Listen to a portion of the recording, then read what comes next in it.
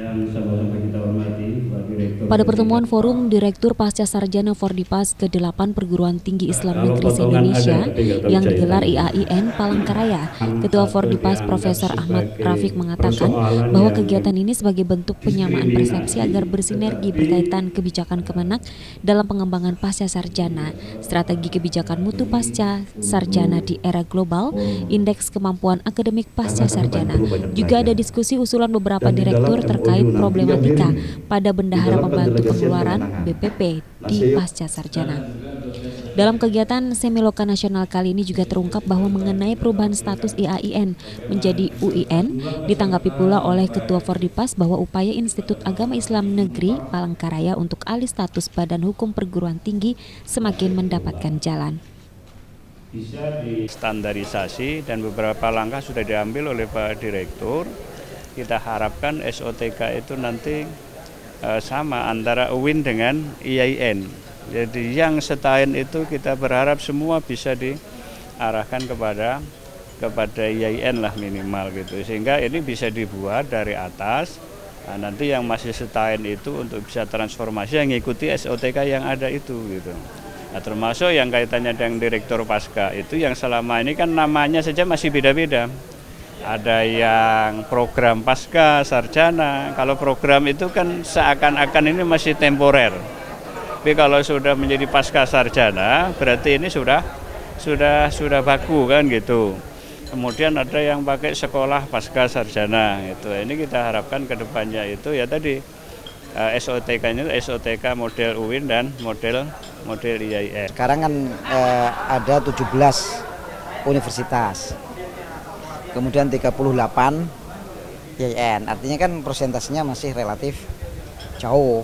Kalau 17 kan baru 20%, nggak ada.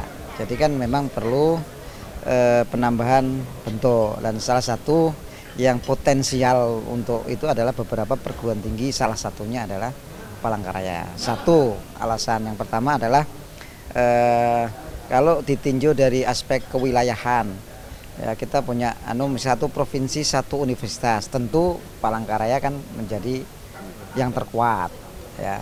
Kalau itu ditinjau dari sarana prasarana sudah memenuhi syarat sebagaimana yang diatur oleh Peraturan Menteri Agama Nomor 15 2014. Jadi saya rasa ya tinggal tunggu waktu saja. IAIN Palangkaraya menjadi UIN Palangkaraya diharapkan membuka akses seluas-luasnya pendidikan berkualitas yang menjangkau masyarakat. Jadi saya kan agak Retri Harayu dan Abdul Qadir, TVRI Kalimantan Tengah melaporkan. Yang selanjutnya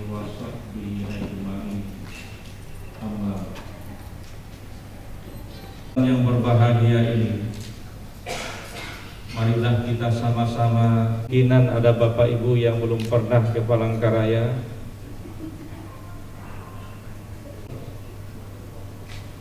Tidak lupa kita haturkan semoga tercurah kepada junjungan kita Nabi besar Muhammad sallallahu alaihi wasallam ila yaumil qiyamah.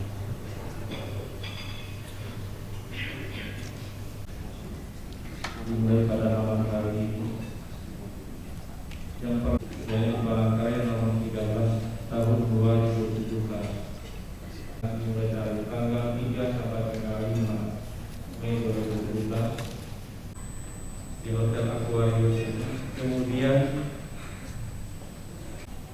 kampus IAIN Palangkaraya, terutama di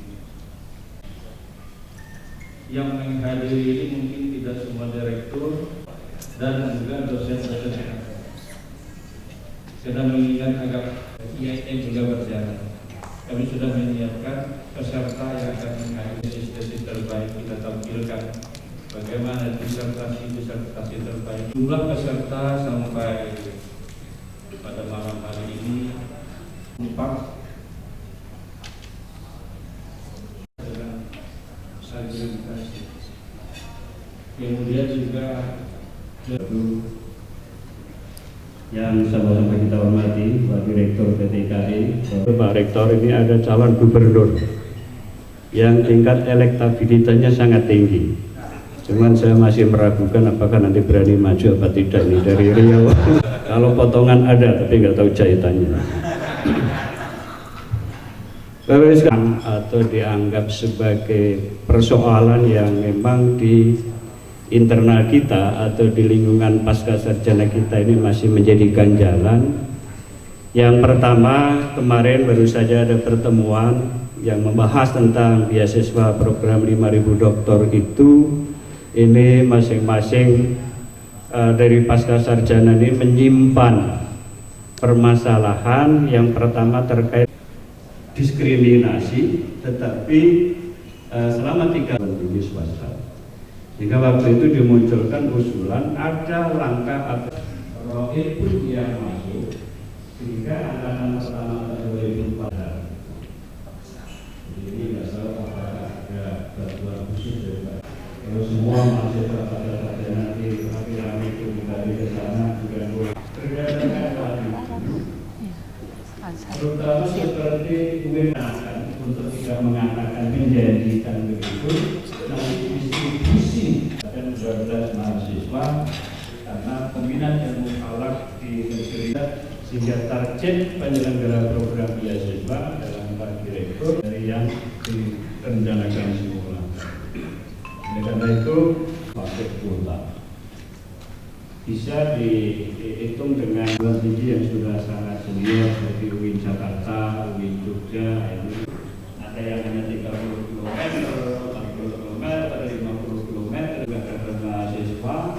Nanti dapat mahasiswanya sudah menjadi guru yang ini untuk forum Direktur Pasca Sarjana dan di mana sebetulnya. Jadi insya Allah pada bulan Mei ini Presiden, karena kami perlu banyak belajar, dan di dalam MOU nantinya tentunya harus fleksibel karena sekarang ini tentu masing-masing ada kekurangan satu bidang dengan bidang yang lainnya. Nah, maka dengan adanya penandatangan MOU setidaknya para pengajar itu wajib. Ya, saya pengen sebetulnya seluruh direktur pasca harus mengajar di seluruh Indonesia. Tukaran kan tidak apa-apa ya Pak ya, tidak dilarang, untuk memperkuat satu dengan yang lainnya. Kenapa? Karena kita perlu satu tarikan napas agar pendidikan tinggi keagamaan dalam pengelolaan pasca sarjana itu betul-betul bisa menjadi center excellence di Islamic Studies. Memang ada pejabat eselon 3 kabak, sehingga miring di dalam pendelegasian kewenangan. Nah, seyogyanya kenapa keragaman kita terjadi berbeda? Karena SOTK itu dibahas satu persatu. Setiap perguruan tinggi dibahas tahun kapan. Ini seyogyanya yang tidak bisa menjadi kewenangan ranah, dan mohon maaf, ini Pak Direktur Dikti hanya bisa dengan subdit kelembagaan dan selanjutnya itu pekerjaan, bukan diktis. Sehingga flexibility yang diatur adalah boleh membuka beberapa program studi, tetapi ada rasio jumlah mahasiswa. Karena titik mindsetnya bahwa PNBP ada kaitan pengelolaan di satu BOP kaitannya membawa karena BOP mungkin bapak yang dari UI atau IN yang sudah BO lebih fleksibel. Punya argumen yang kuat, saya rasa akan kalah. Jadi kemarin ada saya kemudian argumen kalau kemudian hasil akhirnya sampai berdarah-darah itu akhirnya disepakati tetap dua kepala biro, kemudian kabar ada penambahan 2, Kasubag 2, itu juga kan termasuk wakil direktur. Jadi saya kan agak secara masing-masing. Jadi kemarin yang ngajukan itu UIN Jakarta, UIN Malang sama UIN termasuk yang baru. Yang selanjutnya juga maunya Kemenpan itu kan dibatasi, tidak bisa semuanya berubah. Dua hal besar Mas yang secara internal tadi sudah kita sampaikan kepada Pak Direktur PT KAI agar supaya ada follow up hal-hal yang terkait dengan soal strategis. Yang pertama soal program beasiswa 5.000 doktor, itu kita berharap ada perubahan rekrutmen yang bisa diambil dari lulusan S1 yang IPK-nya bagus, bisa dari yang 3,75 ke atas, atau kalau misalnya tidak terserap ya 3,5 ke atas. Dengan skema nanti mereka begitu selesai S2 langsung S3. itu hitung-hitungan kita secara rasional itu pasti akan lebih bagus gitu. S2 langsung S3. Taruhlah misalnya ada tambahan waktu sedikit itu, saya kira dibanding dengan yang model sekarang ini kan hasilnya sudah dievaluasi ternyata belum banyak yang bisa selesai. Kemudian yang kedua soal standarisasi dan beberapa langkah sudah diambil oleh Pak Direktur. Kita harapkan SOTK itu nanti sama antara UIN dengan IAIN. Jadi yang setahun itu kita berharap semua bisa diarahkan kepada IAIN lah minimal gitu. Sehingga ini bisa dibuat dari atas. Nah, nanti yang masih setahun itu untuk bisa transformasi yang mengikuti SOTK yang ada itu gitu. Nah, termasuk yang kaitannya dengan Direktur Pasca itu yang selama ini kan namanya saja masih beda-beda. Ada yang program pasca sarjana, kalau program itu kan seakan-akan ini masih temporer. Tapi kalau sudah menjadi pasca sarjana, berarti ini sudah baku kan gitu.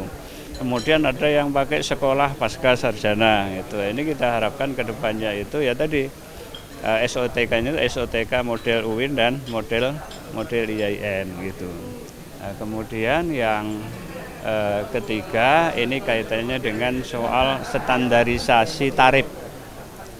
Nah, jadi ada penghargaan akademik ya. Kalau tadi penelitian itu sekarang ini kalau yang menjadi beban perguruan tinggi masing-masing itu kan kisarannya masih antara 10 juta, 15 juta gitu. Itu kan jadi guyonan kan, guyonannya itu ini tidak bikin penelitian ini gitu. Itu sama dengan naskah khutbah kan begitu. Nah, maka harapannya di internal Kementerian Agama nanti ada indeks tarif penelitian itu bisa lebih tinggi. Kalau di perguruan tinggi umum itu bisa sampai 1 miliar itu gitu. Artinya karya penelitian ini kan juga dihargai mikirnya, bukan belanja kertasnya, bukan belanja katritnya berapa, kemudian nyetak hard copy-nya berapa, bukan itu kan. Tapi ini ada perubahan gitu. Honorarium atau gaji-gaji bisa terstandarisasi? Ya kita berharap seperti itu, maka kita undang juga Kepala Biro Keuangan Kementerian Agama supaya kemudian BPP ini yang pada tingkat operasionalnya mereka yang merencanakan itu supaya ada persamaan lah minimal standar yang minimalnya itu pantas gitu loh. Ini penghargaan kepada karya dan kerja intelektual. Kemudian yang kalau nanti arahnya ke depan ada PTNBH yang badan hukum itu kan punya otonomi sendiri. Tapi itu kan bagi perguruan tinggi yang mampu, yang sudah gede-gede gitu kayak UIN Jakarta, UIN Malang, UIN Jogja. Tapi kalau yang masih IAIN, masih ini kan relatif masih kecil itu kan agak susah gitu. Maka perlu ada standar minimal yang Itu khusus karya ilmiah dosennya. Kalau masalah ya kan bukan sudah kegiatan akademik ya, kegiatan akademik lalu karya ilmiah termasuk ada kalau di pasca kan ada tesis, ada disertasi gitu. Bayangkan kalau seorang guru besar baca tesis 300 halaman. Honornya berapa? Ada yang 300.000, 450.000 itu kira-kira kan agak susah kan. jauh dibanding kampus umum ya. Ya di tempat lain kan ada yang lebih tinggi begitu. Tentu kita tidak bicara pada komersialisasi ya. Sebenarnya itu bukan itu, tapi kelayakan itu kan juga ada kan gitu. Kalau yang target 5.000 tadi sudah berapa persen? Kalau serapannya kan masih kurang Mas, gitu.